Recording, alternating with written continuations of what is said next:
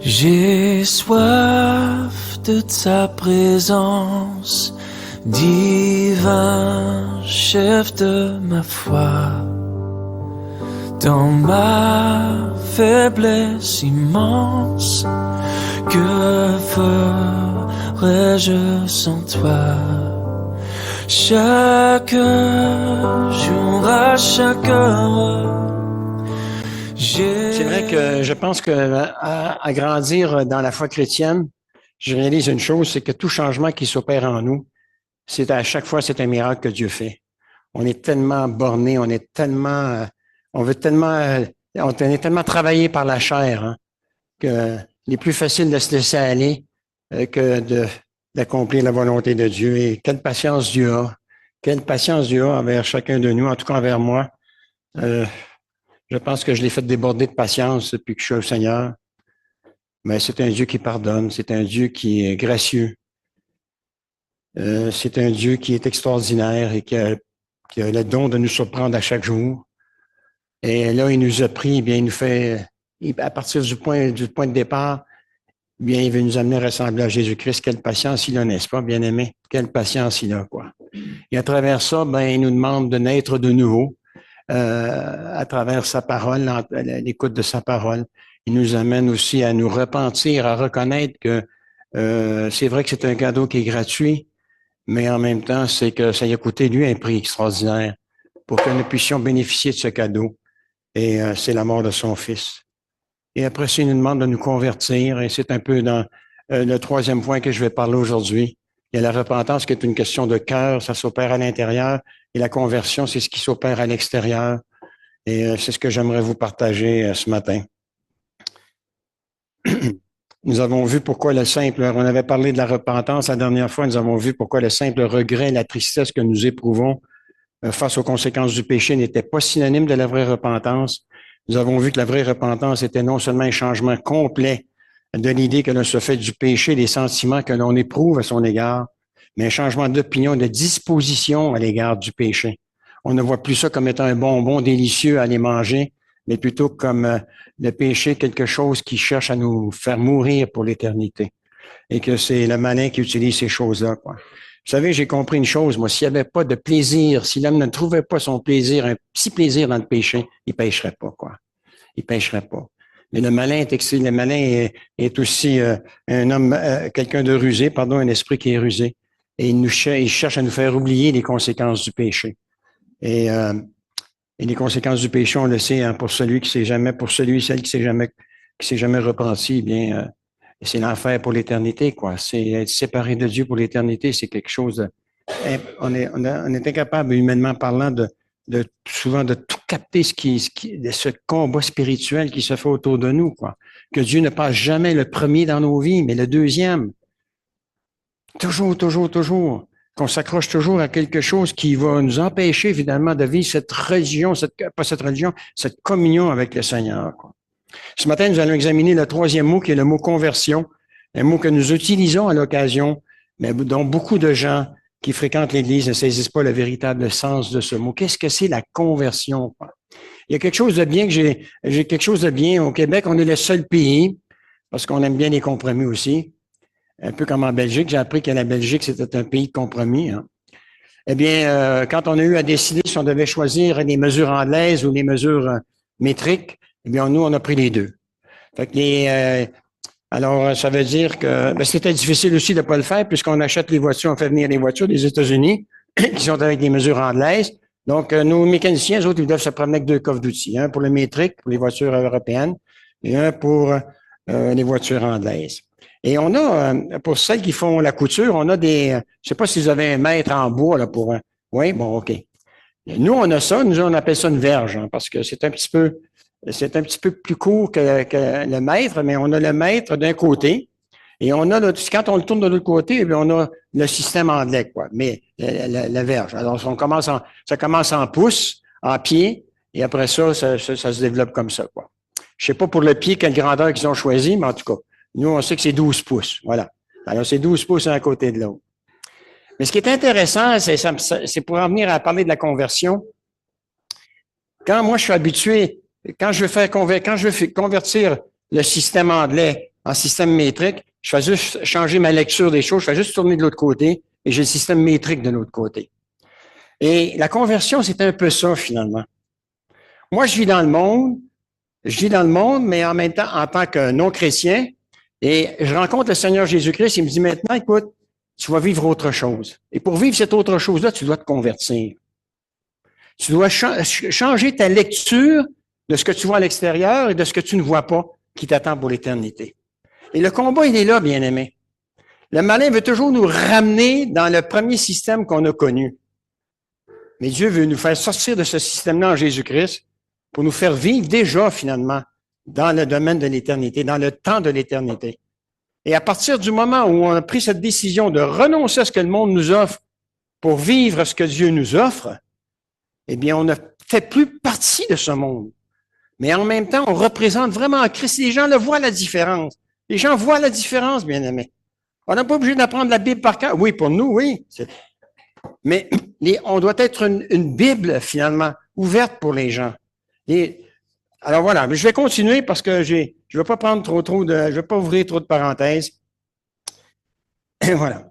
Mais la vraie conversion suit la vraie repentance et il conduit à un changement de conduite qui découle de la confiance que quelqu'un a mis en Jésus. La vraie conversion va mener à une vie sanctifiée. La fausse conversion va laisser le cœur inchangé. Alors, il y a des gens, c'est vrai, c'est facile de lever la main. C'est facile de dire, je prends une décision pour Jésus. Mais si on ne comprend pas, si le message n'est pas clairement donné, la personne, elle va lever la main, elle va se convertir, soi-disant pour elle. Mais il n'y a rien de changeant en elle. Alors, c'était une question de sentiment. Elle a été touchée par le message. Elle a été touchée par ce qu'elle a entendu. Mais la décision n'a pas été prise, elle, de prendre Jésus-Christ véritablement, que c'est Jésus-Christ qui sera son maître maintenant. C'est Jésus-Christ qui sera son sauveur maintenant. C'est sur la base de l'enseignement de Jésus-Christ maintenant qu'elle va marcher. Et qu'est-ce qui arrive à un moment donné? Eh bien, c'est qu'elle se refroidit et elle quitte l'Église. Ça, c'est malheureux. Ça, c'est vraiment malheureux. C'est pour ça, maintenant, moi, j'ai compris une chose, et c'est pour ça que je l'ai fait depuis ma conversion. C'est parce qu'on m'a enseigné comme ça. Faire le moins possible de compromis avec la parole de Dieu. On est toujours perdant. Toujours perdant. Toujours. Quand le Seigneur dit, moi, tout ce que je vise pour toi, c'est de t'amener à ressembler à la personne de Jésus-Christ, c'est ce qu'il fait, bien-aimé. Mais c'est nous, souvent, qui lui disons non. Dans le Seigneur, il n'y a pas de gros péché, il n'y a pas de petits péchés, hein. Il n'y a pas de péché véniel, il n'y a pas de péché mortel, puis il n'y a pas de sacrilège, quoi. Les péchés ont tous la même grosseur, quoi. Elles nous coupent, elles portent un ombrage sur la relation que nous avons avec le Seigneur. Et on a besoin, soyez saints car vous êtes saints, dit l'Éternel. Est-ce qu'il nous demanderait de quelque chose qu'on n'est pas capable d'en arriver? Ben non, c'est nous qui n'y croyons pas, bien-aimés. Vous en parlez avec des gens. Soyez saints car je suis saint, moi l'Éternel. Et là, la liste des excuses que les gens te donnent, les chrétiens te donnent pour ne pas arriver à devenir saints. Hey, on a quand même quelque chose qui habite en nous, hein, le Saint-Esprit. Hein? Dieu nous a donné les armes pour y arriver. Non seulement il nous a laissé sa parole, qui est esprit et vie, mais il nous a laissé le Saint-Esprit à l'intérieur de nous pour qu'on y arrive. Mais on ne veut pas. Parce qu'il y a quand même des efforts à faire, bien-aimés. Dire non au péché, c'est pas évident. Hein? Moi, j'ai réalisé une chose, en tout cas. J'étais pas tellement sélectif, moi, dans les programmes de télévision que je regardais. Et à un moment donné, je me dis, ça, je peux plus regarder ça. Ça, je peux plus regarder ça, quoi. Ça salit mes yeux, puis ça vient se déposer dans mon âme. Hein. Je ne peux plus, hein. Écoutez, pour une annonce de papier de toilette, aujourd'hui, il y a des femmes qui sont complètement nues, hein. Je sais pas ce que ça vient faire, je sais pas si ça va mieux, ça nettoie mieux, mais je sais pas ce que ça vient faire dans une annonce. Tout est prétexte au sexe, bien-aimé. Et nous, on ne doit pas laisser nos yeux être salis par ces choses-là, quoi. Voilà. Je t'emmène à ça. Jésus va dire dans Matthieu 18:3, je vous le dis en vérité, si vous ne vous convertissez pas, si vous ne devenez pas comme des petits-enfants, vous n'entrerez pas dans le royaume des cieux. C'est sérieux, ça. La vraie conversion, bien aimé, la nouvelle naissance, c'est quoi? C'est d'abord, tu entends le message de l'Évangile, tu reconnais que ce message-là, il est pour toi. Tu reconnais que tu as désobéi à la loi de Dieu et que si Dieu devait te traiter comme tu le mérites, c'est l'enfer que tu mérites. Mais dans sa grâce, Dieu va faire subir l'enfer à son Fils pour faire en sorte que nous puissions devenir des citoyens du royaume des cieux. Et là, qu'est-ce qui se passe? Eh bien, j'écoute le message et là, le Seigneur, il me montre. Si le message est clair, le Seigneur, il me montre clairement ce que je suis, quoi. Ouais. Un pécheur, quelqu'un qui n'aime pas Dieu, quelqu'un qui n'en a rien à cirer de Dieu. Et là, il me met, là, il te met sur le spot, là. Écoute, tu as une décision à prendre aujourd'hui. Tu choisis l'éternité ou tu choisis de rester comme ça? Et il va y avoir un prêt à payer pour que tu vives comme ça. Moi, je veux t'amener à vivre comme Jésus a vécu. C'est ce que la parole nous dit, hein? Dieu veut nous amener à vivre comme Jésus. Il dit que celui qui se dit chrétien doit vivre comme Jésus a vécu. Premier épître de Jean. Ouais. Il veut nous amener à ça. Et même si on chute, il y a toujours le bras tendu pour nous lever, dire, écoute, allez, on continue, on part de l'avant, on continue, on avance. Parce que moi, je veux te faire ressembler au crucifié. Moi, je veux que tu rencontres un jour le ressuscité. Voilà. Moi, les belles images que j'ai, bien aimé, c'est celle d'Étienne, quand il était en train de mourir. Il va citer les mêmes paroles que Jésus sur la croix. Il va dire, Seigneur, ne leur impute pas ce péché. On est en train de le lapider, quoi. Et moi, j'aimerais bien voir ça, si le jour où je mourrai, il regarde en haut, il voit Jésus debout dans le ciel. Et moi, cette image que j'ai, là, c'est Jésus qui attend son serviteur. Il sait qu'il va finir sa vie, là. Qui attend son serviteur pour lui donner la main et dire, viens, bon et fidèle serviteur, entre dans la présence de ton maître. Ouais. Voilà. C'est la seule place, sauf dans l'Apocalypse, c'est la seule place dans le Nouveau Testament où Jésus est debout. Tout le reste, il est assis à la droite de son Père, quoi. C'est la seule place. C'est extraordinaire, ça. Moi, j'aimerais ça, en tout cas. Je mérite rien, en tout cas, je mérite même pas qu'il se lève pour me recevoir, mais je sais une chose, je sais où je m'en aller passer l'éternité avec lui. Et j'espère que c'est votre espérance à tous ce matin. Il n'existe pas dans toute la Bible un exemple plus frappant de conversion totale et complète que celle de l'apôtre Paul. Dans Actes chapitre 9, il s'agit peut-être de la conversion la plus connue et la plus documentée de toute la Bible. En fait, le récit de sa conversion est abordé en détail à 3 reprises dans le livre des Actes et occupe une place plus importante que tout autre événement dans tout le Nouveau Testament, à l'exception de la crucifixion de Jésus. Aujourd'hui, Dieu dit dans sa parole, vous devez étudier ce qui est arrivé à cet homme, car il est préférable que ce qui lui est arrivé vous arrive à vous aussi, parce que si vous ne vous convertissez pas, eh bien, vous n'entrerez pas dans le royaume de Dieu. La conversion de Paul est un exemple unique à plus d'un titre.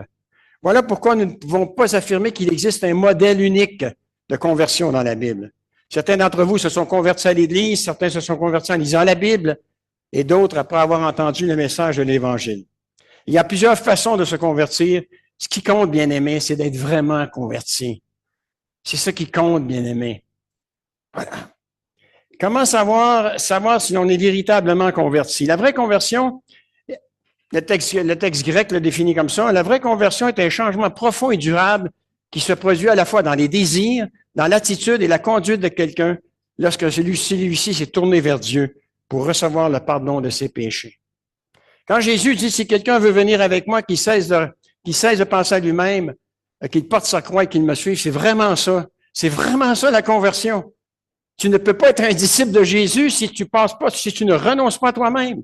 Renoncer à toi-même, c'est ce que tu trouves de bien puis que la Bible trouve de mal, mais tu dois dire non. Tu dois renoncer à tes ambitions personnelles. Si ça correspond pas à la parole de Dieu. Et c'est pas facile, bien aimé. C'est pour ça que c'est un combat. Hein? C'est un combat qu'on livre à tous les jours. Hein? On se lève le matin, écoute, si on n'a pas le temps de prier, on doit quand même prendre la décision de dire, Seigneur, aujourd'hui, je veux refléter la présence de Jésus dans ma vie. Pour que les voix voient, pour que les gens soient attirés. Tu as dit que tu attirerais les gens vers toi quand tu monteras au ciel. Mais c'est à travers nous, bien-aimés. Maintenant, il est en haut. Il a dit, quand j'étais sur la terre, j'attirais les gens vers moi, mais maintenant, je vais vous utiliser, vous. C'est pour ça qu'on ne doit pas vivre une vie chrétienne de demi-mesure. Un jour, ben oui, je vis pour le Seigneur. Le lendemain, écoute, je vais quand même me garder une journée dans la semaine, je vais faire ce que je veux, quoi. Non. Non. C'est ça, la sanctification, hein. On va le voir la prochaine fois, mais la Bible est claire aussi dans Hébreux, chapitre 14, si je ne me trompe pas. L'auteur dit, sans la sanctification, nul ne verra le Seigneur. C'est un package c'est un package qu'on doit dire oui, hein, qu'on doit accepter. Hein. Repentant, je suis un pécheur. Je reçois le pardon en Jésus-Christ. Il a payé le prix pour moi. Et ça, c'est magnifique. Maintenant, je deviens son enfant. Et Dieu, maintenant, est devenu mon Père. Il est non seulement mon Créateur, il est aussi mon Seigneur, il est aussi mon Père. Et Dieu permet de m'accompagner tous les jours de ma vie. Tous les jours de ma vie. Lui ne me laissera jamais tomber. Parce que c'est quelqu'un de parole. C'est quelqu'un qui ne se renie jamais, quoi. Quand il dit qu'il m'aime, je peux avoir la certitude qu'il m'aime, bien aimé. Je sais pas, je pense que je vous l'ai déjà dit. Il y a beaucoup de femmes qui m'ont dit qu'ils m'aimeraient toute leur vie. Ça fait 50 ans que je les ai pas vues. Hein. Il y a des gars aussi qui m'ont dit, je t'aime bien, toi. Toi, t'es vraiment mon copain. J'ai jamais vu quelqu'un comme toi. Ça fait 50 ans que je les ai pas vus. Voilà. Mais le Seigneur, par contre, à partir du premier jour, même après, à partir du moment où tu commences à respirer dans le ventre de ta mère, qui te façonne dans le ventre de ta mère, à partir du moment où il t'aime, dans toutes les choses de ta vie, tu vas réaliser que Dieu t'a toujours aimé. Que Dieu a toujours voulu que tu deviennes le plus rapidement possible son enfant. Il avait la main tendue pour que tu la saisisses.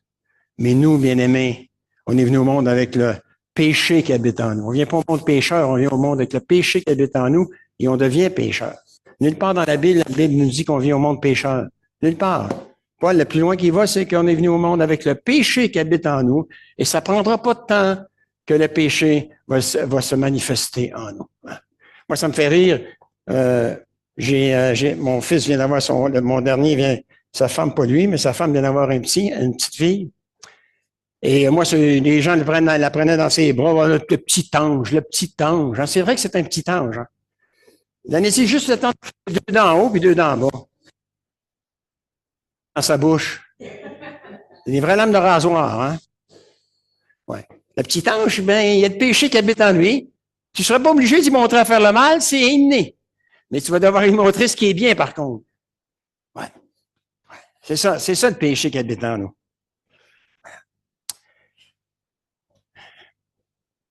Quelles sont les étapes d'une véritable conversion? Rapidement, trois choses doivent se produire. Premièrement, je dois voir en Jésus la lumière de la vérité. C'est Jésus, c'est pas un menteur. Jésus, il est le chemin, la vérité et la vie. Et nul ne va au Père que par lui. Ça, c'est important pour moi de bien saisir ça, bien-aimés. Vous ne vous convertirez jamais tant que vous n'aurez pas rencontré Jésus, la lumière de la vérité. Paul n'a pas toujours été Paul. Avant de s'appeler Paul, il s'appelait Saul. Et si on vous avait demandé de dresser une liste des personnes les moins susceptibles de se convertir, Saul aurait occupé la tête de la première place, bien-aimé. Saul, c'était un meurtrier. Saul, c'était un tueur à gages pour la religion juive, bien-aimé. En connaissant son passé, vous auriez dit qu'il n'y avait aucune chance que cet homme se convertisse un jour. De plus, il était pharisien. Non seulement il occupait un poste au sommet de la hiérarchie juive, mais c'était aussi un aristocrate juif. Sa haine contre les disciples du Seigneur Jésus était connue de tous. Il s'était rendu un jour chez le souverain sacrificateur pour lui demander de lui donner des lettres afin d'y pouvoir entrer dans la synagogue, dans les synagogues de Damas. Et que s'il s'y trouvait des chrétiens, hommes ou femmes, il les amènerait liés à Jérusalem. Il est le premier connu dans l'histoire et non le dernier à avoir déclaré qu'il allait faire disparaître le christianisme de la surface de la terre. Il ne voulait plus que personne entende parler de Jésus. C'était un tueur à gages au service de la religion juive. Il haïssait non seulement tout ce qui touchait à Jésus, mais tout ce qui touchait à l'Église et tout ce qui était lié au christianisme. Il se rendait à Damas non seulement dans le but d'éteindre ce feu chrétien qui s'était allumé dans cette ville, mais pour anéantir cette lumière. Partout où il trouvait un chrétien, c'en était fini pour lui. Parce qu'il croyait que si vous étiez chrétien, vous méritiez la peine de mort, bien-aimé. Il y a eu Paul, après ça, il y a eu l'Inquisition. Hein? Paul, c'était un inquisiteur, bien-aimé. Il était convaincu que le christianisme était un fléau spirituel qu'il fallait éradiquer complètement avant qu'il n'infecte la culture et la foi du peuple juif. Acte 9, chapitre 3. Quand il approchait de Damas, une lumière venant du ciel resplendit autour de lui, au point de le faire tomber par terre. Ce jour-là, non seulement sa vie sera bouleversée à tout jamais, mais le cours de l'histoire humaine tout entière le sera également. Qu'est-ce qui avait provoqué cette chute? Ce n'était pas la lumière qu'il avait vue, mais la voix qu'il avait entendue, nous dit la parole. Il est écrit au verset 4 qu'après être tombé par terre, il a entendu une voix qui lui disait « Saul, Saul, pourquoi me persécutes-tu? » Et il demanda qui était celui qui lui parlait. La voix lui répondit « Je suis Jésus que tu persécutes. » Jésus ressuscité, bien-aimé. Il a le droit de parler à qui il veut, hein? Il a le droit de parler ouvertement à qui il veut. Moi, je crois que dans certains pays où on a fermé la porte à la Bible, on ne peut pas quand même empêcher Jésus de parler au cœur des gens, hein? Il y a des conversions dans le monde musulman, bien-aimé, hein? Il y a plus de conversions dans le monde musulman qui s'en passe en Occident, hein? Au moment où je vous parle, hein? C'est ça qui est magnifique, quoi. Il n'y a pas aucune frontière qui peut empêcher Jésus de la traverser, hein? C'est ça qui est extraordinaire, bien-aimé. Et nous, on a la Bible, hein? Nous, on a la Bible. On a cette liberté de pouvoir l'entendre, mais qu'on prêche la vérité, bien-aimé, qu'on s'accroche à la vérité.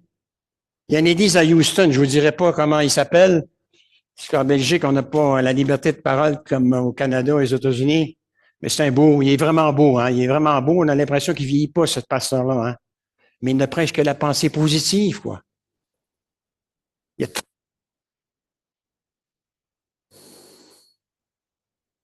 très bien. Ben, ça y empêche pas de payer 10 000 pour faire venir le groupe Hillsong, ça le dérange pas, hein? Mais la parole n'est pas prêchée, quoi. Au lieu de crucifier la chair, on flatte la chair, quoi. Paul a dit, moi, la chair, elle doit être crucifiée, quoi. C'est important, ça. Oui, je pourrais vous dire aujourd'hui, moi, Dieu vous aime. Je ne peux pas savoir comment Dieu. Oh, tu tombes dans le péché. C'est pas grave. C'est pas grave. Ben non, Dieu te comprend. Il sait que tu es faible.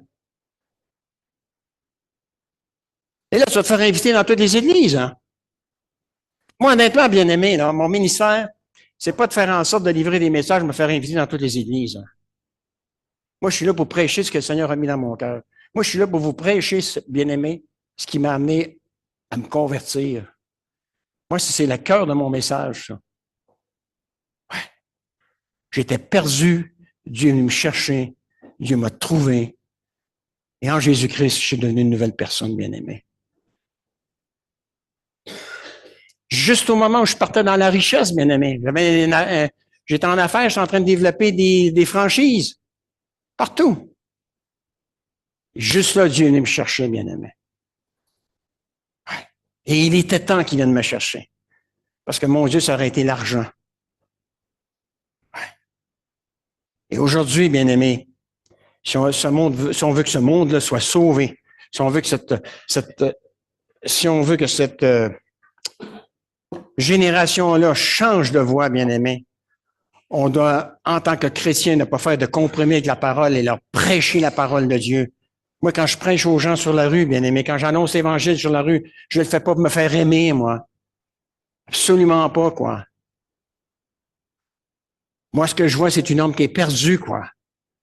Ce que je vois, c'est quel privilège j'ai eu, moi, que d'entendre l'évangile, alors que lui, il l'a pas entendu, quoi. Quand il l'a entendu, c'est son problème, il en fera ce qu'il veut. J'ai jamais forcé personne à se convertir. Et c'est ce qu'on doit faire, quoi. Mais je sais, hein, c'est charnel, mais c'est pas charnel, c'est naturel, hein. On a peur d'aller voir des gens qu'on connaît pas, on a peur de les déranger, hein. Oui. On a peur de se faire dire non, hein. On a peur de se faire insulter, hein. Moi, je vais vous dire quelque chose, hein. Si vous voulez être entraîné, évangéliser, aller au Québec, hein, vous allez recevoir des coups de pied dans le derrière, vous allez recevoir des claques dans la figure, des coups de poing. Ouais. Ça, c'est la vraie école. Ici, en 30 ans, il n'y a jamais personne qui m'a insulté. Aucun Belge m'a insulté. Il y a une façon de se présenter devant les gens sur le trottoir, quoi. Il y a une façon. On doit d'abord les écouter. On doit d'abord les écouter. Hein, on leur donne un petit flyer. Si on fait une conférence, quelque chose, on leur donne un petit flyer. Et là, on leur dit, qu'est-ce que vous pensez du thème? Et là, vous commencez à le faire parler, là. Là, vous avez lancé la ligne, là. Ouais. Maintenant, il faut qu'il reste accroché après le bout de la ligne, hein. La pas que vous y avez tendue, quoi. Ouais.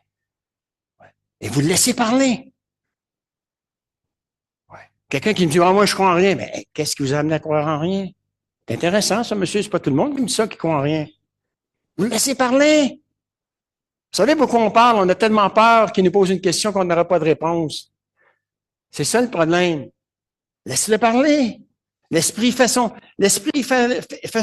en train de faire son travail, bien-aimé. Ouais. Bien-aimé, je ne suis pas un évangéliste vraiment, moi. Hein? Je ne suis pas vraiment un évangéliste, moi. Moi, je suis plutôt un revivaliste, moi. Je ne suis pas un évangéliste, bien-aimé. Non. Moi, je veux que les gens vivent le réveil que moi, j'ai vécu quand j'ai entendu l'Évangile. C'est ce que je prêche, moi. C'est ce que je prêche. J'étais endormi dans le monde, chloroformé. Et Dieu, à travers l'Évangile, m'a ranimé, m'a ramené à la vie. Et la vraie vie, bien-aimé. Je t'emmène à ça.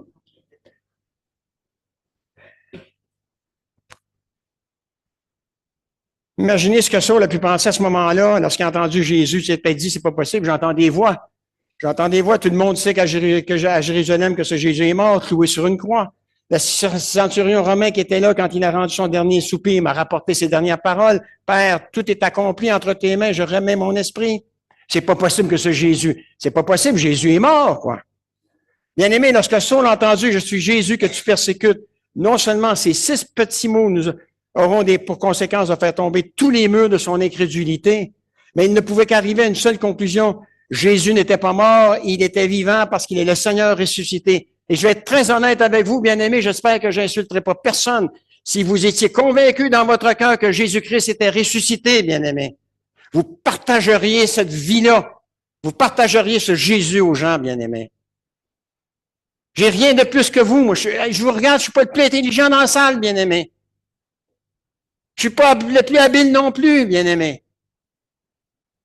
Mais par contre, je peux vous dire une chose. Christ occupe la place qu'il doit occuper dans mon cœur, bien-aimé.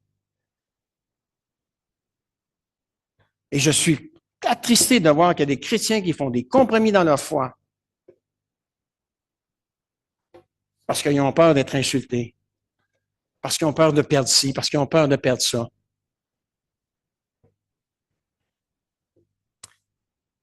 En un instant, non seulement tout va changer chez Saul, mais tout va changer en lui. La source de cette transformation, c'est Jésus ressuscité, car dès l'instant où Saul a rencontré ce Jésus crucifié ressuscité, il va radicalement changer de point de vue. Bien aimé, quand je me suis converti, j'ai tout vendu. J'ai non seulement tout vendu, je l'ai donné, bien aimé. Je l'ai donné.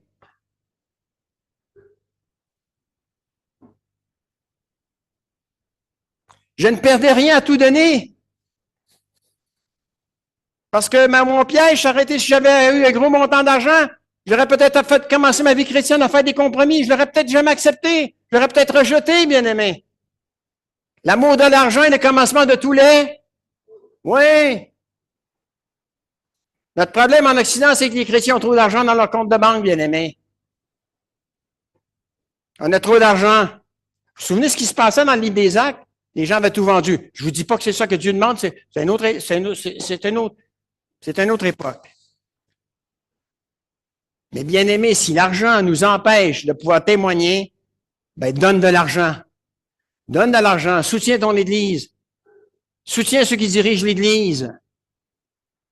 Investis à la bonne place, qui va produire des fruits pour l'éternité, bien aimé. Je t'emmène à ça. Ben oui, hein.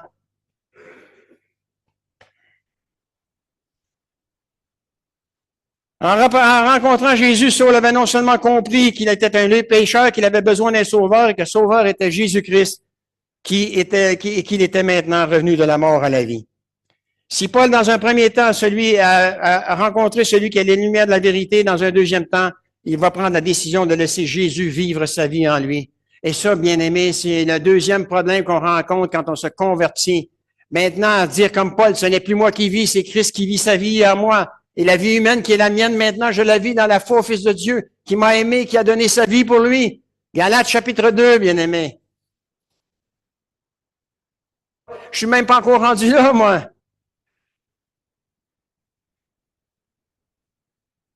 Tantôt, je demandais, j'entendais notre frère. C'était magnifique les chants que Ruben a choisis ce matin. On va en chanter un dernier, un des chants qu'il nous a présentés. Moi, j'étais assis là, je me suis dit, Seigneur, je te demande pardon parce qu'un matin, j'ai pas commencé ma journée avec toi, quoi. Ouais.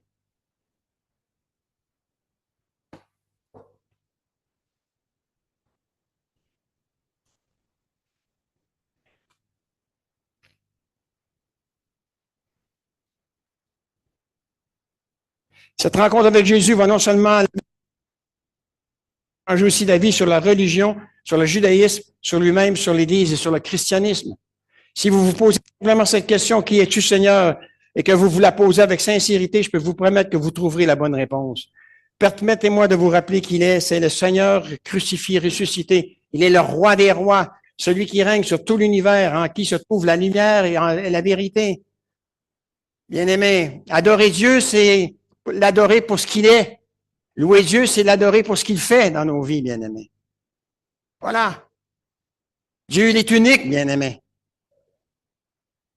J'ai essayé de regarder, mon frère Ruben en a parlé tantôt, quand vous allez sur la série Les Scientifiques à la télévision, où on vous montre là, où sont rendus l'univers, mais c'est indéfini, quoi. La Bible nous donne une bonne image, elle dit, il tient l'univers dans ses mains, bien-aimé. Essayez de définir qui est Dieu, bien-aimé. Hein? Moi, vous me metteriez une goutte d'eau ici, vous me direz, rentrons à l'arrière, je risquerais d'en échapper la goutte, quoi. Mais il tient l'univers dans ses mains, c'est extraordinaire. Mais c'est merveilleux mais il est unique, bien-aimé. Il est indéfinissable, c'est l'éternel. Les gens te posent des questions, mais qui a créé Dieu? Je ne peux pas vous dire, monsieur, c'est l'éternel. Il a toujours existé. Il a toujours existé. Il n'y a pas de commencement, il n'y aura pas de fin. Et bien aimé, n'oublions pas une chose, Dieu vit dans l'éternité. Hein? Le temps ne compte pas pour lui. Voilà pourquoi un jour, c'est comme 1000 ans pour le Seigneur, et 1000 ans comme un jour.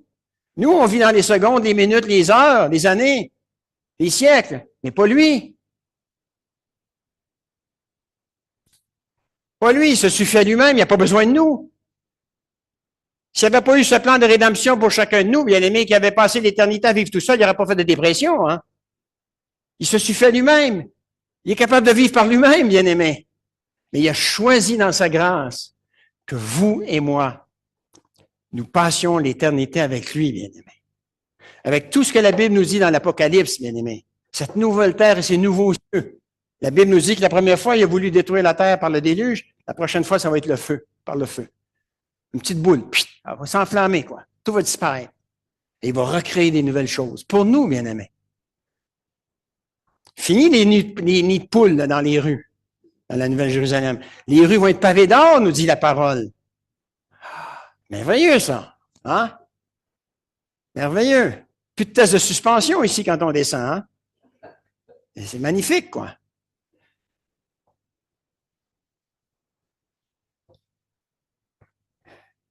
Paul avait toujours cru qu'il vivait dans la lumière et que tous les autres vivaient dans les ténèbres. Et c'est pour ça, bien aimé, qu'on doit avoir beaucoup de compassion quand on partage l'Évangile avec les gens, parce qu'ils sont convaincus qu'ils sont dans le bon chemin. Il y a plusieurs chemins que le monde offre aux gens pour les perdre. Et eux, ils marchent sur ce chemin-là en croyant que c'est la vérité, bien aimé. Et on a besoin de transmettre la vérité, celui qui est la vérité, faire connaître celui qui est la lumière du monde.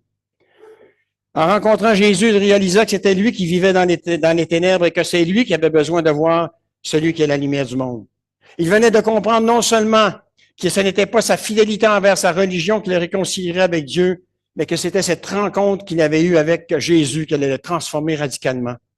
L'apôtre Jean, qui a passé 3 ans avec Jésus, a fait une déclaration extraordinaire au sujet de ce Jésus qui est la lumière du monde. Il a écrit dans une de ses épîtres, « J'ai vu le crucifié, j'ai vu le tombeau vide, j'ai vu le Seigneur ressuscité, et j'étais présent lorsqu'il est monté au ciel. » Vous savez, j'étais au Ezel la semaine passée, j'ai posé cette question-là.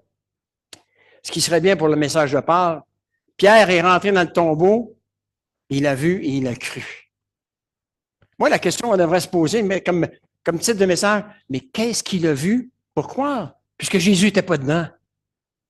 Qu'est-ce qu'il a vu pour croire? Il n'est sûrement pas parti avec l'idée qu'on l'avait enlevé. Qu'est-ce qu'il a vu pour croire, bien-aimé? Et ça a changé radicalement l'apôtre Pierre, ça. À tel point que quand on lit les deux épîtres qu'il a écrits, c'est un autre homme, bien-aimé. Il encourage les chrétiens qui veulent retourner dans le monde. Il les encourage. Ceux qui traversent à travers des épreuves, il les encourage. Mais qu'est-ce qu'il a vu?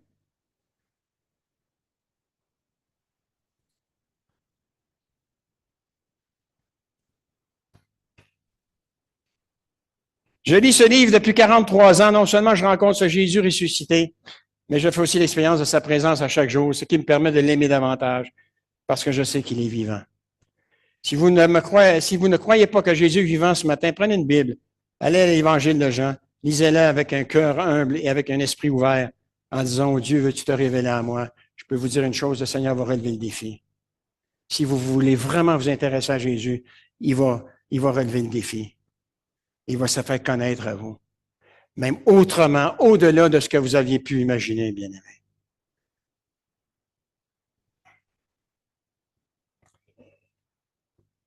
Je vais sauter quelques lignes, quelques pages. Paul venait de comprendre que fréquenter la synagogue ne suffisait pas, que de connaître les 5 premiers livres de la Bible ne suffisait pas, et que de donner sa dîme ne suffisait pas. Il avait compris que sa religion n'était pas un chemin qui le conduirait à Dieu, mais un obstacle. Il avait compris que ce que Dieu cherche, c'est de vivre une relation avec sa créature. Bien-aimés, est-ce que vous saviez que c'est pas n'importe qui pouvait devenir pharisien? Il fallait que vous connaissiez par cœur les 5 premiers livres de la Bible. Combien vous connaissez de versets de la Bible, bien-aimés? Combien je connais de versets de la Bible? J'ai honte de le dire, quoi.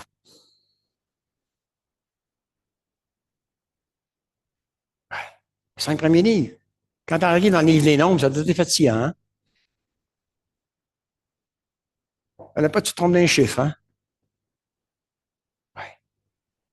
Le Seigneur ne nous demande pas ça. La religion demandait ça. Le Seigneur, c'est pas ce qu'il nous demande. Il ne nous demande pas de connaître les 5 premiers livres de la Bible. Il nous demande de connaître le personnage principal, central de la parole de Dieu, qui est Jésus-Christ.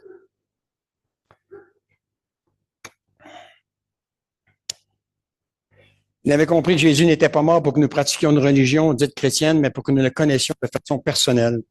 Permettez-moi de vous dire quelque chose que j'ai appris au fil des années. La religion en elle-même ne changera jamais votre vie. Seule une relation personnelle avec Dieu le fera. Et elle s'obtient par la nouvelle naissance et elle est confirmée par une vraie conversion. Nous avons des problèmes dans les quartiers défavorisés. Nous avons des problèmes à la campagne et dans la grande ville. Nous avons des problèmes à l'intérieur de l'Église. Nous avons des problèmes en dehors de l'Église. Et nous avons de graves problèmes de société. Cependant, si vous voulez changer une culture, les lois n'y parviendront jamais. Pardon. La politique n'y parviendra jamais, la religion n'y parviendra jamais. Contrairement à l'opinion générale, la Bible enseigne que nous ne sommes pas fondamentalement bons, mais fondamentalement mauvais. Si nous voulons changer la culture, nous devons changer les personnes qui la composent. Nous n'avons pas changé ce qu'ils font, nous devons changer ce qu'ils sont. Car vous ne faites pas ce que vous êtes ce que vous faites. Vous agissez selon votre vieille nature. Voilà pourquoi le seul moyen de transformer une mauvaise personne en une bonne personne, c'est reconnaître ce que nous sommes, et ce, non pas en pratiquant une religion, non pas en essayant d'obéir à la loi, mais en saisissant ce que Jésus-Christ a accompli pour nous. Car, et ça c'est vraiment important, ça nous montre l'importance de lire les évangiles, de prêcher l'évangile. Regardez bien ce que Pierre dit. Pour ceux qui ont leur Bible, 1 Pierre, chapitre 1, verset 23. Si notre sœur peut mettre ça au tableau. Car vous êtes nés de nouveau. Regardez comment, maintenant, il va nous donner la réponse. Comment on fait pour être naître de nouveau? Regardez bien la suite. Non de père mortel, il a raison, mais grâce à la parole vivante et éternelle de Dieu. Voilà pourquoi il est important de prêcher l'Évangile. T'entends l'Évangile, écoutez, c'est un courant différent qui pénètre dans ton cœur. Et ensuite se lever et se faire baptiser pour confirmer qu'il appartient maintenant au Seigneur Jésus-Christ. Le baptême, c'est rien de particulier, hein? Mais tu t'identifies publiquement que maintenant, tu es un enfant de Dieu, que maintenant tu es un soldat de Christ, maintenant que tu as consacré ta vie pour le Seigneur Jésus-Christ. Et quand on rend témoignage, il y a 3 parties dans le témoignage. Une partie, on raconte ce qu'on était avant de rencontrer Jésus, pas obligé de rentrer dans les détails, le jour où on a rencontré Jésus. Et la 3e partie, ce que ça a fait depuis que j'ai rencontré Jésus-Christ dans ma vie. C'est quoi la différence entre avant, après? Voilà. Ça, c'est important, ça. Ouais. La personne qui vous parle en avant, c'est plus le gars qui a vécu pendant 33 ans de cette façon-là. C'est quelqu'un qui a rencontré une personne extraordinaire, une personne qui est morte pour elle, une personne qui a donné sa vie pour elle. Et cette personne-là, elle m'a démontré jusqu'à quel point elle m'aimait. Ouais. Elle s'est livrée pour moi. Ouais. C'est ça l'Évangile, c'est ça le témoignage au baptême, quoi. Ouais.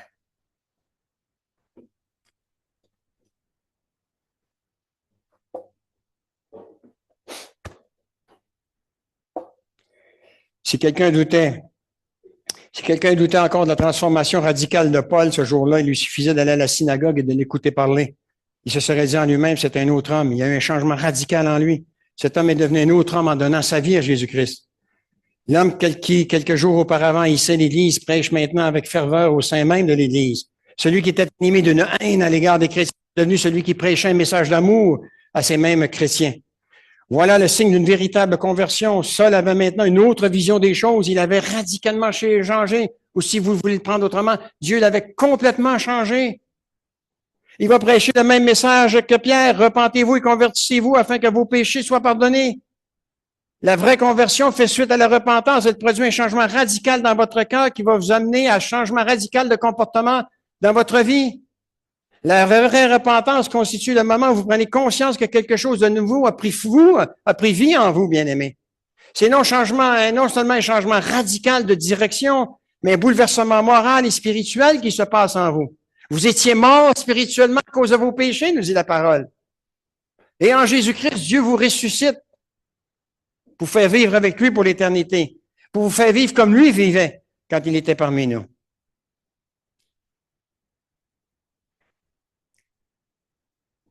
Ce n'est pas ce que vous dites qui confirme que vous êtes vraiment converti, mais ce que vous démontrez par vos actes. L'homme qui battait sa femme avant sa conversion cesse de la battre après sa conversion. L'homme qui buvait comme un trou avant sa conversion cesse de boire après sa conversion. L'homme qui trompait sa femme avant sa conversion cesse de la tromper après sa conversion. L'homme qui invitait sans raison sa femme, qui insultait, sans raison sa femme avant sa conversion, cesse de l'insulter et lui manifeste beaucoup d'affection par la suite. À un point tel que il va pleurer pendant des mois. Il va pleurer pendant des mois, dire, chérie, je peux pas croire que moi je te battais. Je peux pas croire que moi je t'insultais. Je peux pas croire que moi je te manquais de, merci, de respect. C'est bien ça. Magnifique. Vous n'étiez pas là pour rien matin. Vous n'êtes pas venu pour rien. Voilà. Ça, c'est bien. Ouais, bien-aimé. Ouais. Parce que le nouvel homme, là, il a pris conscience de ce qu'il était avant. Et il va remercier sa femme de l'avoir enduré aussi longtemps, quoi. Il va remercier sa femme d'avoir continué à l'aimer, bien-aimé. Oui. C'est comme ça. C'est ça le miracle de la conversion, bien-aimé. Tu te vois maintenant toi-même, tu te vois comme Dieu te voyait avant. Et là, tu te vois maintenant comment Dieu t'a transformé, bien-aimé. Et comment cette femme que Dieu t'a donnée, elle mérite de bénéficier d'une présence qui reflète la personne de Jésus-Christ. Elle t'a enduré, quoi. Moi, je peux vous en parler parce que j'ai été pasteur d'une église où c'était polonais au tout début, hein. Ouais. C'était des gars, c'était presque tous des mineurs, ça buvait, ça, comme des trous. Les femmes, quand tous les jours qui touchaient leur chèque, elles venaient chercher leur argent avant qu'ils sortent de la mine, parce que le patron va installer une taverne, juste sur le coin, pour qu'ils dépensent tout leur argent là avant d'arriver chez eux, puis les enfants crèvent de faim durant la semaine. Ouais. Il y a des Polonais qui se sont convertis, bien aimés, et qui ont donné des témoignages déchirants, quoi. Qui ont remercié leurs femmes de les avoir endurés. C'est des gars qui battaient leurs femmes, qui rentraient sous-pétés, quoi, chez eux. Ils frappaient les enfants, quoi. Mais là, ils se voyaient tel qu'il était un monstre, quoi. Un monstre. Je suis plus le gars avec des gros biceps, là. Des gros biceps, quoi. Je ne dois pas développer mes bras maintenant, je dois développer mon cœur, ma tête et mon cœur pour le Seigneur Jésus-Christ. Ouais. Et Dieu fait des miracles avec ces gens-là, bien-aimés. Comme il veut faire des miracles à travers vous, comme il veut faire des miracles à travers moi, bien-aimé. Mais Dieu est merveilleux, quoi. Dieu ne cherche pas à prendre la vedette dans quoi que ce soit, bien-aimé. Il est en arrière, il est derrière le décor. Et il dit, vas-y, je suis avec toi, vas-y. Ouvre la bouche, je vais la remplir. Ouvre la bouche. Tu marches dans mes voies, vas-y. Vas-y, je vais te bénir. Je vais accomplir des miracles à travers toi. Est-ce qu'on croit encore aux miracles aujourd'hui, bien-aimés? Je tiens à vous dire que chaque nouvelle naissance, c'est un miracle. C'est un miracle que Dieu fait, pas que moi j'ai fait, c'est Dieu qui l'a fait, bien-aimés. Les gens nous convainquent de péché, de justice et de jugement. Hein? Il faut être patient, ça, pour faire réaliser ça à un homme. Rappelez-vous que la conversion n'est ni un sentiment ni une expérience subjective, c'est un miracle opéré par le Saint-Esprit dans le cœur de l'homme. Il me reste 5 minutes. Un pasteur m'a dit un jour, si vous n'êtes pas une personne différente après avoir rencontré Jésus, c'est que vous ne l'avez jamais rencontré. Rien ne peut vous amener à vous détourner de lui, parce que non seulement personne ne transforme votre vie comme lui, mais parce que personne d'autre n'est capable de le faire. La vraie question à se poser est celle-ci: y a-t-il eu un changement miraculeux qui s'est produit en moi le jour où j'ai remis ma vie entre les mains de Jésus?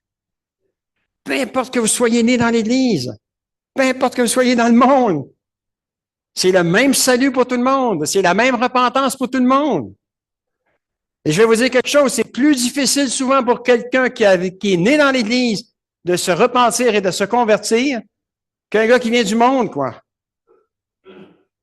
Hey, je suis né, moi, depuis que j'ai commencé à la pouponnière dans l'Église, je suis allé au salon, au groupe de jeunes. Après ça, j'ai commencé à suivre des études le mercredi ou un autre jour. Et puis là, on m'a dit, écoute, parce que je connais des églises que ça s'est passé comme ça, hein. Il y avait une fille de 14 ans qui venait d'annoncer qu'elle se faisait baptiser. Le jeune homme, il avait 15 ans, on lui donnait un coup de coude. Hey, quand elle est plus jeune que toi, elle va se faire baptiser avant toi, c'est pas normal, hein? Allez, ah oui, ça. Quand on pense que le baptême sauve, hein? Ah oui, hein? Quand on pensait que le baptême sauvait, c'était comme ça, hein? Et là, les gens, ils se font baptiser, nos jeunes, et puis ils sont pas sauvés du tout, hein? Ils sont pas nés de nouveau, mais pas du tout.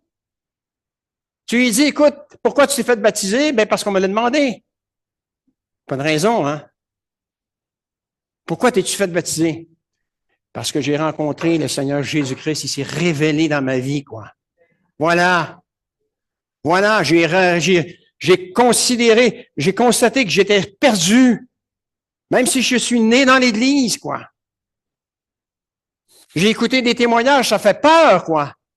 Parce que je me dis, cette personne-là, vu qu'elle n'est pas née de nouveau, elle va combattre dans sa chair le péché, parce qu'elle n'est pas née de nouveau.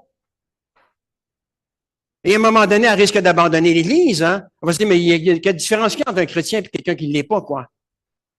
Le chrétien né de nouveau, qui vit sa conversion comme il doit la vivre, bien aimé, va obtenir la victoire en Jésus-Christ sur le péché, quoi. Voilà. Il va arrêter de dire, ouais, mais c'est de la faute de lui si je pêche aujourd'hui, moi. Hein? Non, non. Tu as été délivré du péché. Tu as été délivré de la puissance que le péché exerçait sur toi. Quand tu pêches, là, c'est pas quelqu'un qui t'a poussé à pécher, tu as pris la décision de pécher. Je t'emmène à ça.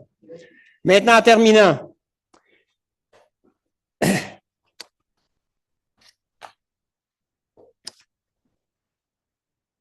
Dieu est parfaitement sage et il sait mieux que quiconque ce qui est le mieux pour ma vie.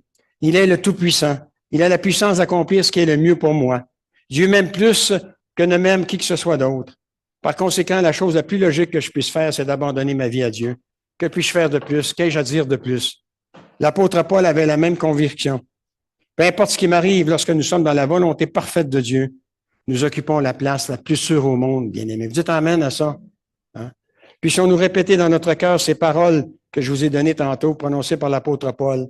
J'ai été mis à mort avec le Christ sur la croix, de sorte que ce n'est plus moi qui vis, c'est Christ qui vit sa vie en moi. La vie humaine qui est la mienne maintenant, je la vis dans la foi au Fils de Dieu qui m'a aimé et a donné sa vie. Sous la pression, sous la tension,